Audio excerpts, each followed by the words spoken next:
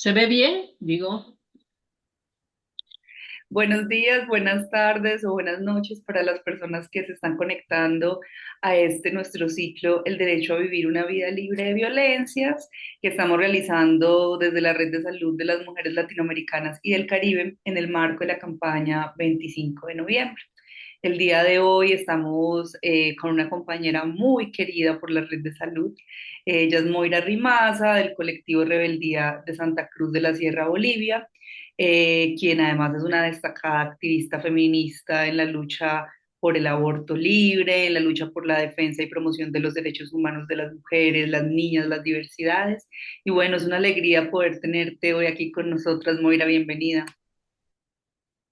gracias, querida Juliana. Como dices vos, buenos días, buenas tardes, buenas noches. Donde ustedes se encuentren, ese es un buen día. Muchas gracias por pensar en mi persona y sí, soy una persona activista, soy una mujer feminista, soy una mujer multicausa, diríamos, como dijiste, y muy feliz de poder estar y poder transmitir algo de lo que sucede en nuestro país, Bolivia. Gracias, Moira. Pues mira, hemos estado conversando con otras compañeras de la región, de otros países, sobre que este es un momento bastante difícil para la región, como lo ha habido en otras décadas, y que un poco nos está ganando la desesperanza, pero es importante poder recordar, reconocer, tejer. Todas las luchas y todos los avances que hemos tenido como movimiento feminista, que es un movimiento articulado, que es un movimiento político masivo, que es un movimiento crítico. Y queremos hablar un poco sobre Bolivia, sobre cuáles han sido los avances de Bolivia en los últimos años en materia de prevención y sanción de las violencias, tú que has estado desde chiquita, yo creo, en el movimiento. Así es. Creo que rebelde desde la cuna. Pero bueno, eh, a ver, Bolivia. Bolivia este año eh, termina una etapa, termina un proceso de, de 20 años que tenía que ver con otra forma de mirar a esta Bolivia, que es tan contradictoria, pero también es tan leal a sus, sobre todo desde el pueblo, leal a sus principios de derechos. Eh, Estos 20 años creo que nos han dado muchos avances, pero también consideramos desde los movimientos feministas y de mujeres que también ha habido cosas que no se han terminado de hacer. O sea, hubo en los primeros años un avance muy importante. Para eso está la Constitución Política del Estado, que tiene otra filosofía, que tiene otra mirada para mirar este país desde otros lados, reconociendo muchas poblaciones, muchos sectores, reconociendo derechos sobre todo, ¿no? Entonces creo que ese ha sido lo más importante en estos 20 años, pero que también, o sea, han faltado cosas, no era solamente poner los derechos, que fueron como 35 más o menos 35 avances o 35 partes de la Constitución en los cuales había un avance, sobre todo para las mujeres en toda su diversidad, eh, sino que había que traducirlo en leyes específicas. Y una de esas leyes fue la Ley Integral contra la Violencia hacia las Mujeres, que es la Ley 348, que fue dictada el 8, no, 9 de marzo del 2013, que no fue fácil y teníamos ahí, porque esta ley venía ya de mucho tiempo, desde los movimientos de mujeres y feministas, tratándose, porque teníamos un antecedente de una ley que era absolutamente, solo reconocía una violencia en el ámbito doméstico, pero era como un Frankenstein porque no sabías y con unas penas absolutamente absurdas, a esta ley que sí tenía, o sea, tenía una integralidad, tenía reconociendo 16 tipos de violencia y además en la misma ley conexiones con muchas instancias del Estado para su aplicación. Las aliadas feministas dentro de la Asamblea Legislativa Plurinacional nos comentaban después que no fue fácil esa aprobación, fue muy difícil, pero se logró. Ahora ahí viene el otro punto, que es en estos tantos años, ¿cómo ha sido su aplicación? O sea, deficiente, pero es la ley que tenemos, ¿no?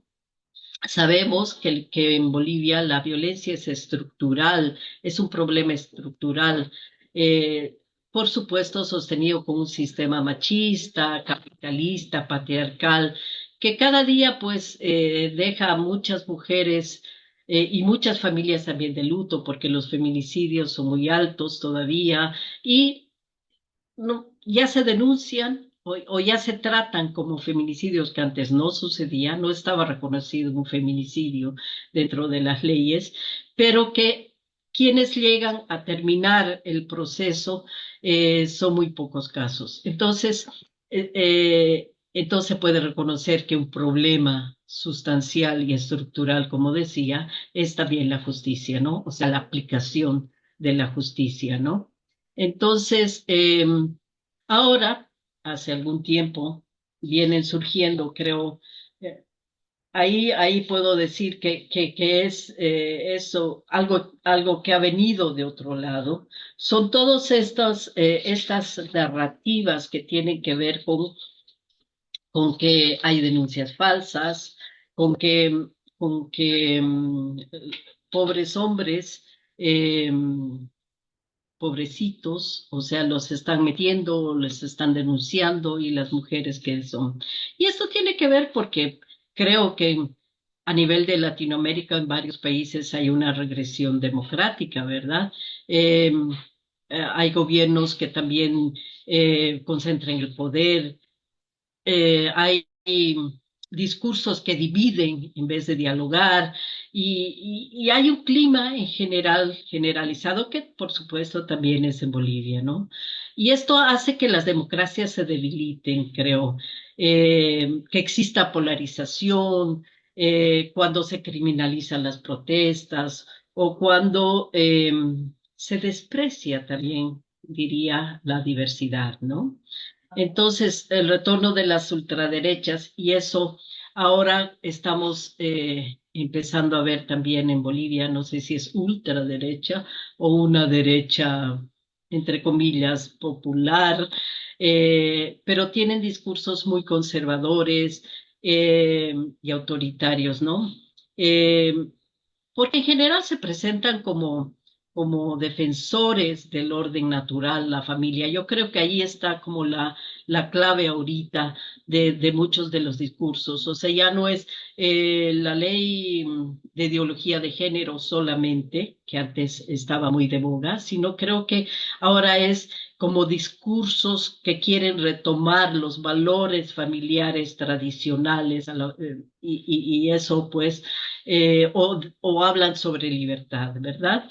Y entonces, pero también, si te das cuenta, querida Juliana, amigas, compañeras, tienen discursos disruptivos, ¿verdad? Como una forma de rebelarse al sistema, pero lo que está detrás de esto es, es nomás volver a lo tradicional, ¿no? Eh, o sea, más o menos agarran los malestares y los transforman en una política de miedo también, ¿verdad? Entonces, eso también está ocurriendo en Bolivia y en los candidatos que tuvimos para esta elección general, todos decían, hay que reformar, hay que sacar la ley 348 porque hay muchos hombres que están siendo acusados de manera eh, que son denuncias falsas, ¿no? Entonces, se están mostrando como víctimas. Hoy mismo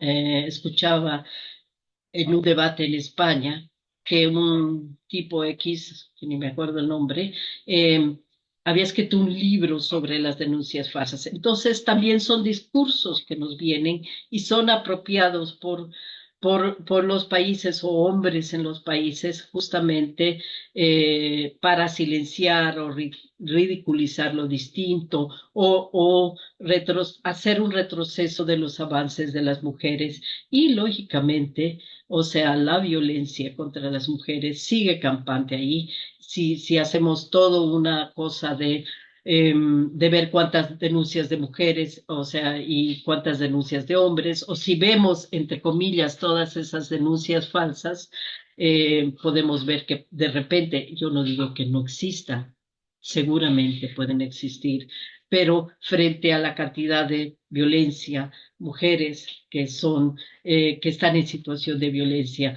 o frente a los feminicidios, frente a la violencia sexual que existe, creo que se cae, pero ese es el discurso que está imperando ahora. Claro, y como bien lo decías, es como un fenómeno transnacional porque está, digamos, siendo replicado en todos los países, no solamente pasa en Bolivia, pasa en toda América Latina y el Caribe, y es esta arremetida de los antiderechos de deslegitimar las luchas de las mujeres. Y es muy curioso porque precisamente el tema de las violencias y la agenda de las violencias es casi que la única agenda que ha sido aceptada por la sociedad en general, ¿no? Hablar de aborto es mucho más difícil, digamos, en términos de opinión pública, por todo el sesgo moral, pero inclusive por la agenda más blanda, en el sentido, digamos, de, no porque no sea importante o porque no sea estructural, sino porque de alguna manera cualquier persona puede ser sensible a la violencia hacia las mujeres y puede reconocer que es estructural, que existe, y es precisamente ahora vienen hasta por esa agenda que es innegable, digamos, las violencias que sufren las mujeres y las niñas, a diferencia de los hombres, que también sufren otro tipo de violencia en el sistema capitalista, por supuesto, pero que no se exacerba por las prácticas culturales, por las narrativas, por los discursos de odio. Y en ese sentido yo quería preguntarte, dale, dale, ¿quieres decir algo? No, te decía justo que hablabas esto de los discursos de odio, porque de última los discursos de odio son habilitadores de la violencia, ¿no? O sea, porque no se trata solo de insultos o provocaciones en redes, que ahora, o sea, son eh, el campo, el campo donde se debate las cosas, ¿no? Porque no solo habilitan la violencia en cuanto a insultos, sino habilitan eh, o provocaciones, sino los mensajes también buscan deshumanizar ciertos grupos y convertirlos en blanco del resentimiento social. Y entre ellas, por supuesto, estamos las mujeres, las diversidades, las indígenas y todo eso, ¿verdad? Entonces, solo eso era para apuntar a lo que decías de los discursos de odio. Sí, y me gustaría ahondar un poco en eso, ya que estás hablando. Ustedes están en una provincia muy conservadora en Bolivia, tal vez la más conservadora de Bolivia, y sin embargo llevan a cabo un trabajo muy importante, donde completamente todo el tiempo están disputando el sentido, construyendo narrativas, poniendo el cuerpo, trabajando con las mujeres y las diversidades, ejerciendo, digamos, su trabajo como defensoras de derechos humanos. Yo quiero que me hables un poco de esas violencias que ustedes han sentido desde la institucionalidad, desde las mismas sociedad civil con relación a el ejercicio de su trabajo. ¿Cómo ha sido eso? Bueno, creo que el colectivo Rebeldía tiene 30 años, entonces en estos 30 años creo que hemos podido todavía sostener, o sea, ese activismo, esa disputa de narrativas en los temas más desde la violencia, como decís que es como lo más aceptado, pero también en despenalización del aborto, en el reconocimiento de las diversidades, como actores, con propia voz y además como en todos los grupos en los que estamos. Eh, y bueno, es un activismo, es algo cotidiano, es algo que, porque si no disputamos, O sea, no podemos darle ni un poquito así, ni un poquito así de aceptar alguna cosa. Entonces, vamos a seguir luchando.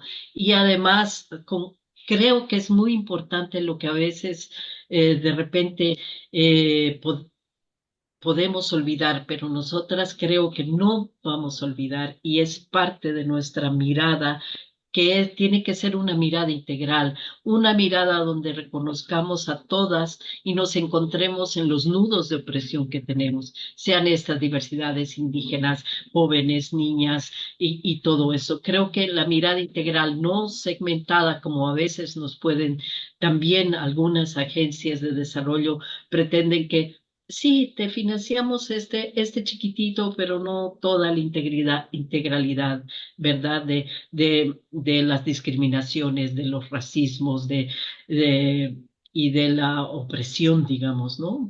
Entonces, creo que eso es importante, o sea, el leer cada día un contexto, el ver hacia dónde, o la justicia climática, tú decías que es un departamento, es el más grande en términos de terreno, pero también porque se dice el polo de desarrollo económico. Entonces, aquí hay una narrativa muy, si no estás de acuerdo con esto, tú no eres de este pueblo. Entonces, hay un discurso muy regionalista en ese sentido de que si estás en desacuerdo, no eres esto o no estás aquí. Pero Santa Cruz, donde estamos y es nuestra base, es una ciudad enorme, es ahorita la más poblada, pero que está muy, muy claro, o sea, quiénes están en el poder. Y ahora el nuevo gobierno, solo para comentarte, tiene muchas de esas personas, o sea, solo para darte un ejemplo, han puesto al ministro de Medio Ambiente, o algo así, a uno que es un empresario agroindustrial. Em, o sea, solo para darte. ¿Y dónde quedan todas las otras personas? Entonces, lógicamente va a haber sus intereses, no va a haber los intereses de las indígenas, de los indígenas, que tienen, además, son parte protagonista de la titularidad de las tierras, por ejemplo, ¿no?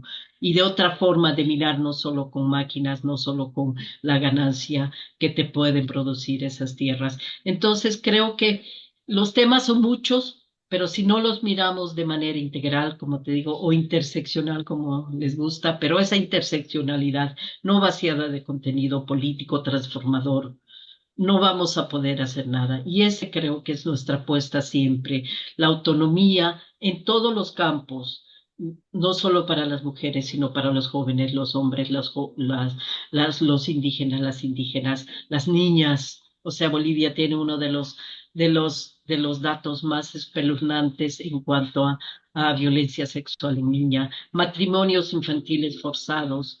Cada una hora se embarazan 4 adolescentes. O sea, tenemos cifras que dan vergüenza. Moira, hablemos un poco del trabajo. Y tenemos que hacer algo. Lo estamos haciendo. Hablemos un poco del trabajo que hace el colectivo Rebeldía desde la interseccionalidad, el trabajo que hace con públicos específicos, con las mujeres indígenas. Bolivia es un país plurinacional y lo seguirá siendo. Gobierne el que gobierne, claramente ustedes han logrado ser reconocidos en la Constitución, pero aunque hubiese un retroceso de esas leyes y de esas normas nacionales, pues es claramente un país plurinacional, ¿no? Por su riqueza ¿No? étnica, cultural, lingüística. Ustedes trabajan con las mujeres indígenas de la Chiquitanía. ¿Cómo ha sido ese proceso en la prevención y en la sanción de las violencias, de formar defensoras, de formar activistas? Cuéntanos un poco sobre algún caso exitoso o algún proyecto que hayan implementado y que pueda dar cuenta de ese trabajo. Bueno, hay varios, pero sobre todo creo que es un trabajo sostenido a lo largo de los años, donde con las comunidades indígenas, con el pueblo chiquitano, con mujeres del pueblo chiquitano, pero no solo con mujeres, sino con hombres y con jóvenes también, ¿no? Y en ese sentido, te voy a hablar creo que en este tema de contra la violencia hacia las mujeres, hemos tenido una experiencia muy exitosa, justo eh, con un proceso y un proyecto que tenía y donde estaba la red de salud principalmente.